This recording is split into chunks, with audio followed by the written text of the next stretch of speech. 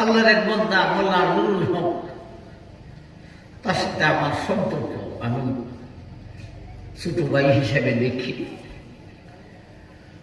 এজন্যে এখানে আমার আশা হয়।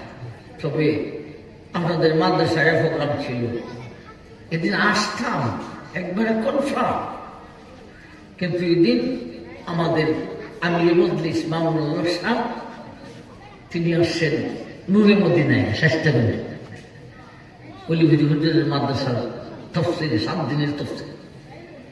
তখন আমি এমপি প্রার্থী, আমি যদি অন্তত হাজির না থাকি,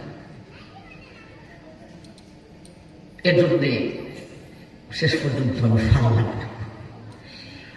পরে জানাইছি যে দেখুন এই অবস্থা, আসতে পারছি না, আপনাদের কাছেও কই এদিন আমি এই কারণে আসতে পারছি।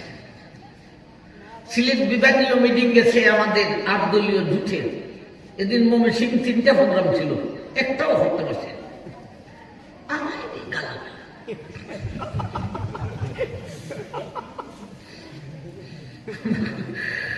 কে ওয়াজ করতাম, ওয়াজ করে যদি উদাহরণ গাই লাগে।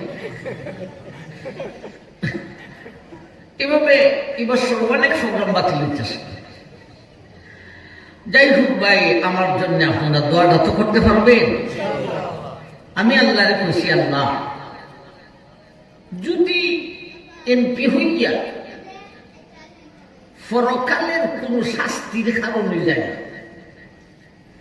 আর 2 উপজেলার মানুষের হক আদায় করতে পারি না, এই 2টা, আল্লাহ তৈলে আমার এমপি বানিও না, আগের থেকে তুমি আউট করে আরেক বেটারে দিল, আরেক দলকে দিল, মারা দিল।